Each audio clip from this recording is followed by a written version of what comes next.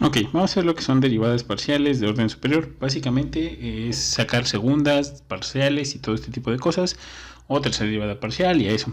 Pero hay que aclarar un detalle porque esto es un poco distinto. Vamos a partir de este ejemplo que tenemos aquí para que veamos la diferencia. Digamos, si yo he dado ese ejemplo, yo calculo la parcial de la función respecto de x, me va a quedar 2x menos y cuadrada por el coseno de x, porque estoy derivando parcialmente respecto de x, mientras que la parcial en y me va a quedar menos 2y seno de x. Ahora, ¿a qué me refiero con derivadas de orden superior? Si observamos, esta función es una función que depende también de dos variables, es decir, esto aquí, lo encerrado mejor dicho, tanto depende de la variable x como depende de la variable y, que es lo que tengo aquí y lo que tengo acá. Eso quiere decir que esta función en sí yo la puedo derivar respecto de x y respecto de y también.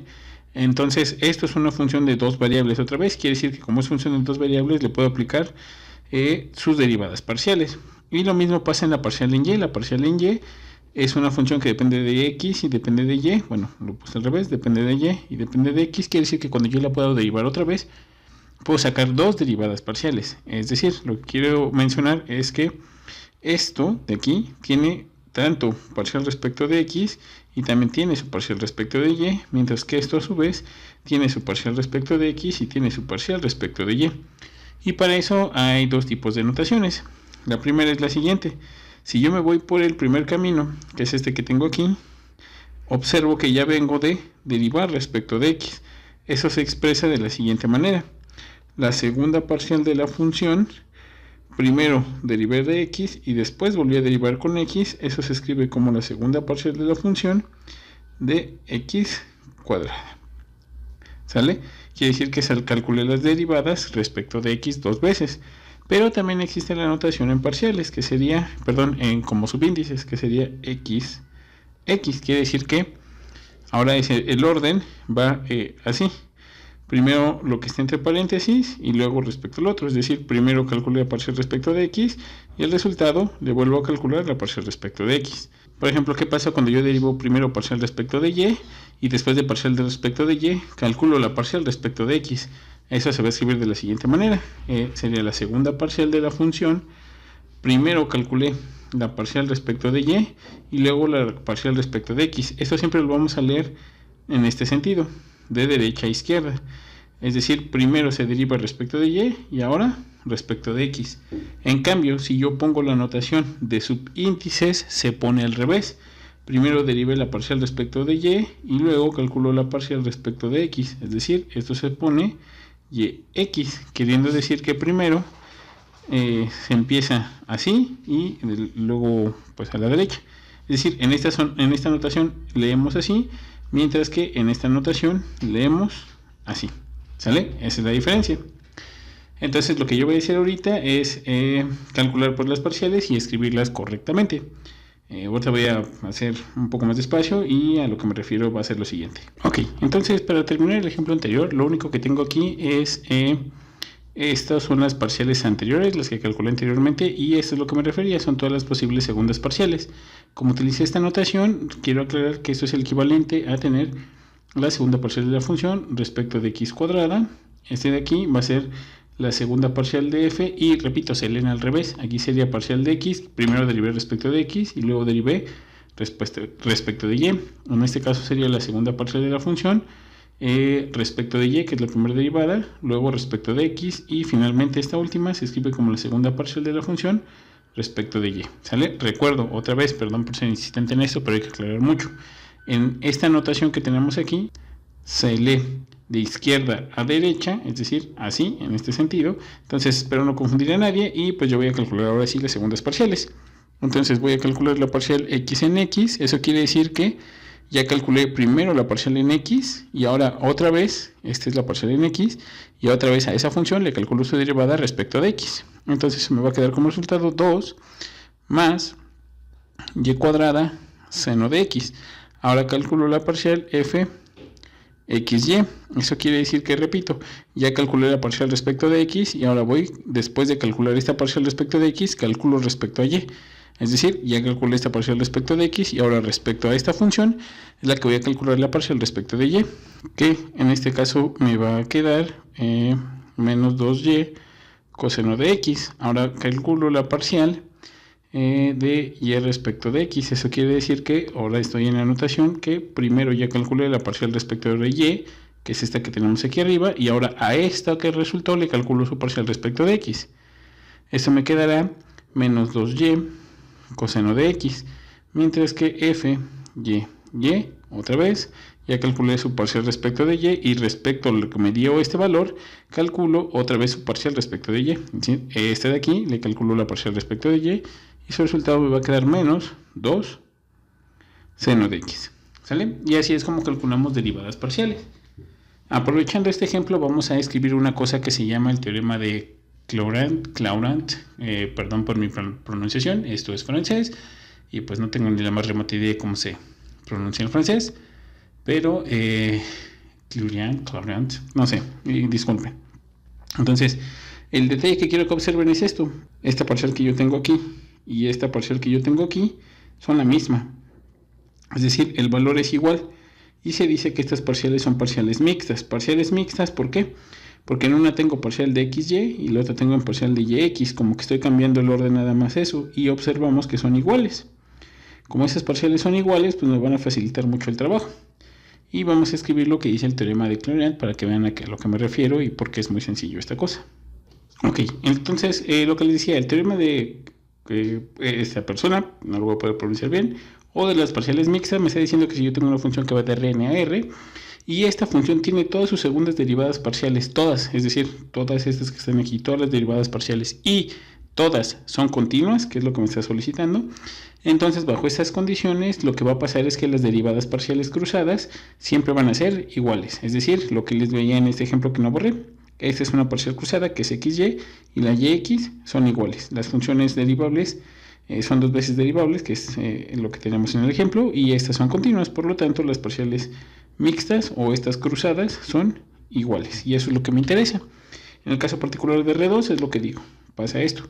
Si yo estuviera de R3 a R, pues lo que pasaría sería lo siguiente: si yo estuviese una función que va de R3 en R, pues ahí tenemos parcial respecto de x, y y z. Lo que pasaría es que la parcial de xz, por ejemplo, sería igual a la parcial de zx.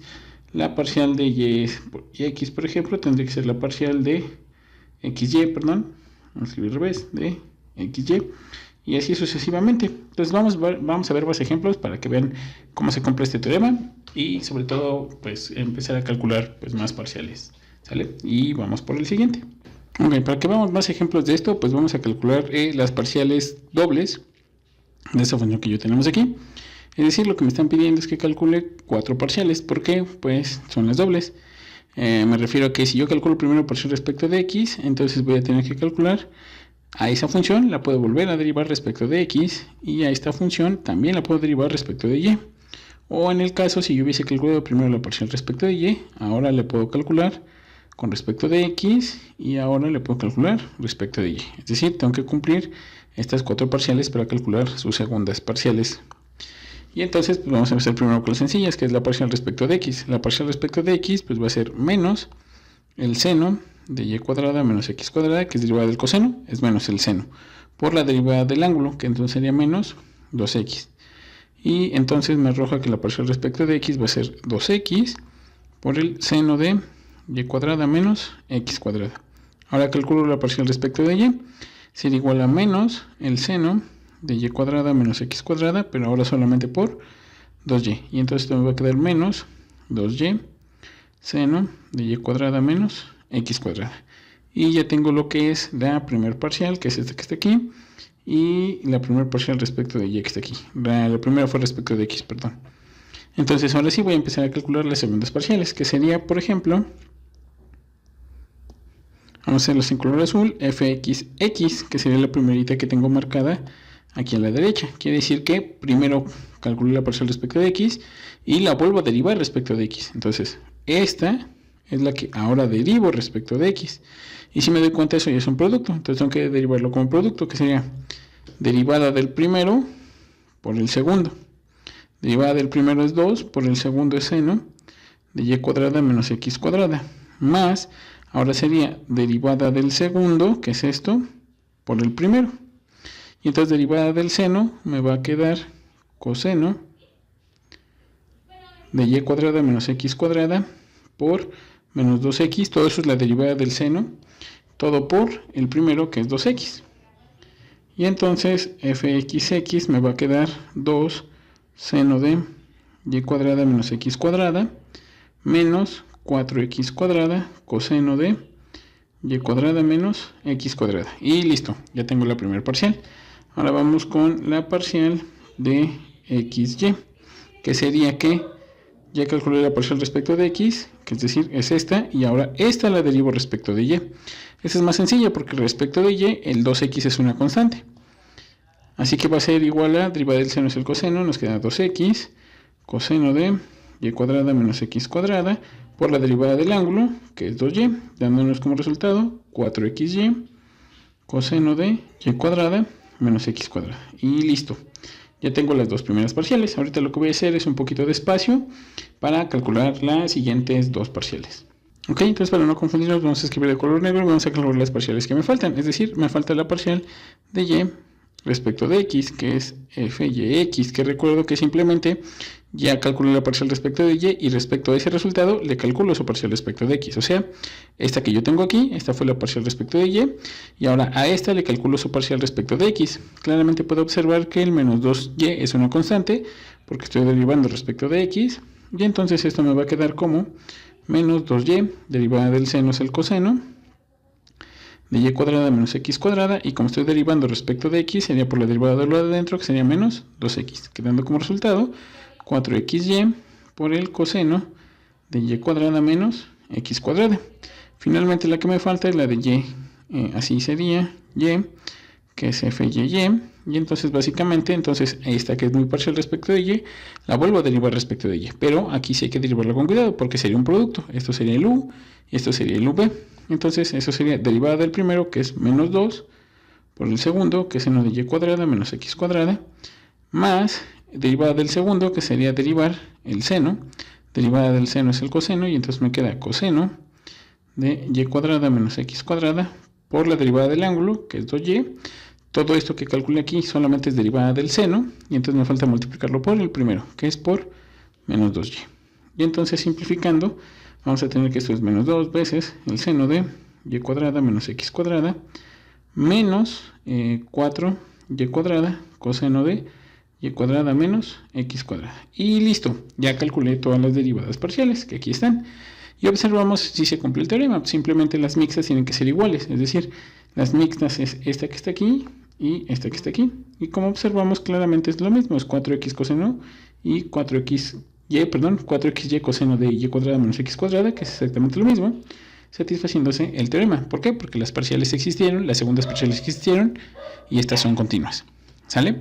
Entonces, pues básicamente es lo que tenemos aquí. Voy a hacer un ejemplo más en 3 dimensiones para que vean cómo se hace, pero un poquito más sencillo para que no nos confundamos.